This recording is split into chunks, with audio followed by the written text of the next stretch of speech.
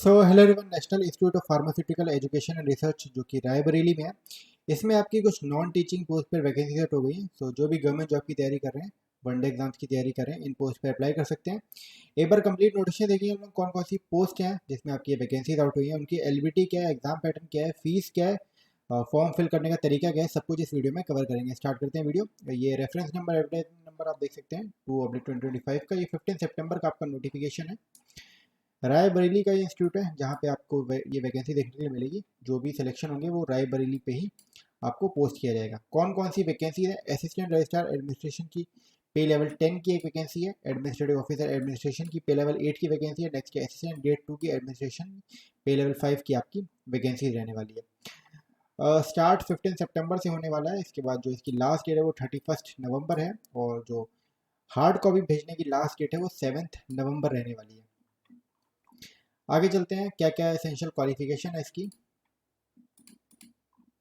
सबसे पहले assistant registrar की पे लेवल 10 की जो वैकेंसी है, जिसमें मास्टर डिग्री होनी चाहिए आपके पास किसी भी रिकॉर्ड इंस्टीट्यूट से। आप अप्लाई कर सकते हैं। इसके साथ ही 8 साल का एक्सपीरियंस होना चाहिए आपके पास सुपरवाइजरी पोजीशन में, और एटलीस्ट 5 साल का एक्सपीरियंस आपके पास लोअर ग्रेड पे हो किसी भी सेक्शन ऑफिसर या एडमिनिस्ट्रेटिव ऑफिसर पे लेवल 8 में किसी भी सेंट्रल स्टेट गवर्नमेंट ऑर्गेनाइजेशन में, तो आप इसमें अप्लाई कर सकते हैं। बाकी प्रोबेशन 2 साल का आपको हर जगह देखने के लिए मिलता ही है। डिजरेबल क्वालिफिकेशन है जो आप देख सकते हैं। इसके बाद है एडमिनिस्ट्रेटिव ऑफिसर एओ की एक वैकेंसी।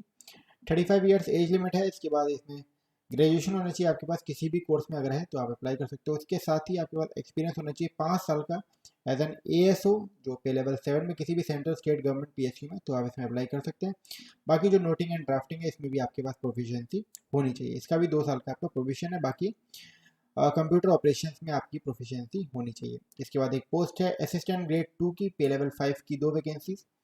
इसमें ग्रेजुएशन होना चाहिए आपके पास किसी भी कोर्स में। उसके साथ ही आपके पास एक्सपीरियंस होना चाहिए नोटिंग या ड्राफ्टिंग का किसी भी सेंट्रल स्टेट गवर्नमेंट ऑर्गेनाइजेशन है, पीएसयू में, यूनिवर्सिटी में, तो आप अप्लाई कर सकते हैं। कोई भी इसमें ईयर नहीं बताया गया कितने साल का होना चाहिए, सिंपली एक्सपीरियंस होना चाहिए। तो इसमें कोई सर्टिफिकेट की रिक्वायरमेंट शायद नहीं होने वाली।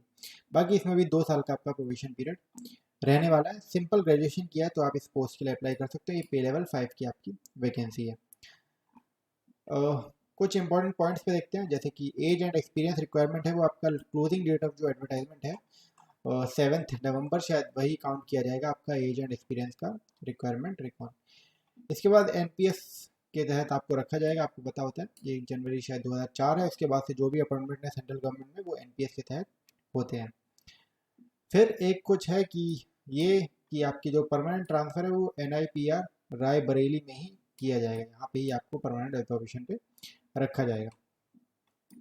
फिर जो भी एज रिलैक्सेशन है एससी एसटी ओबीसी पीडब्ल्यूडी या एक्स सर्विसमैन ईडब्ल्यूएस की, सॉरी, ये सारी या फिर एक्स सर्विसमैन की, वो गवर्नमेंट ऑफ इंडिया की जो पॉलिसी है उसके अकॉर्डिंग ही आपको रिजर्वेशन या रिलैक्सेशन मिलेगा। बाकी ओबीसी वगैरह का पढ़ सकते हैं किस फॉर्मेट में होना चाहिए, इसके एनेक्जर इन्होंने लास्ट में लगा रखे हैं। कैटेगरी ए रिलैक्सेशन में ओबीसी के लिए 3 साल का रिलैक्सेशन है, एससी एसटी के लिए 5 साल का है।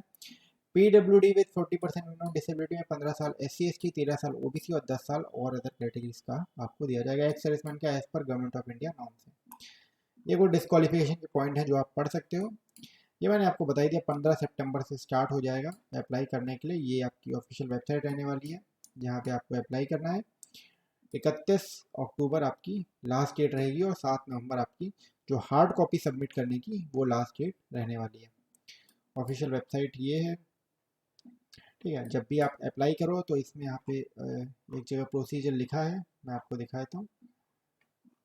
हाँ, ये प्रोसीजर है। आपको पहले रजिस्ट्रेशन करना है ऑनलाइन, फिर आपको फीस सबमिट करनी है, एप्लीकेशन सबमिशन करना है ऑनलाइन, और फिर उसके बाद एक ऑनलाइन एप्लीकेशन को सारे डॉक्यूमेंट्स के साथ एनक्लोज करके आपको एक फिजिकल कॉपी भी एड्रेस पे भेजनी है, ठीक है। ये एनवेलप रहेगा जिसमें एनवेलप में जैसे ऑफलाइन फॉर्म फिल करते हो आप, application for the post office, post के लिए भर रहे हो, वाइट एडवर्टाइजमेंट नंबर, ये सब मेंशन करके आपको पोस्टल एड्रेस करना है। इस एड्रेस पे सारे डॉक्यूमेंट एक हार्ड कॉपी होनी चाहिए, बाकी जो भी डॉक्यूमेंट्स है वो अटैच आपको सेल्फ अटेस्ट करके भेजने पड़ेंगे, तभी आपका कंप्लीट इसको फिल माना जाएगा। बाकी अगर आप एनओसी अप्लाई कर रहे हो तो इंटरव्यू और रिटर्न एग्जाम के टाइम पे आपके पास एनओसी होना चाहिए अलॉन्ग विथ विजिलेंस सर्टिफिकेट।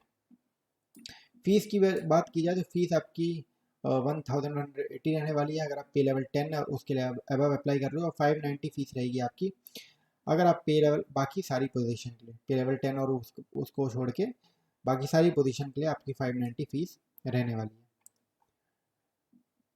ये रजिस्ट्रार मैंने आपको बोल दिया था, ये प्रोसीजर मैंने बता दिया। यही इंपॉर्टेंट डेट है 15 सितंबर, 31 अक्टूबर लास्ट डेट, और सबमिशन करने की 7 नवंबर आपकी लास्ट डेट रहने वाली है।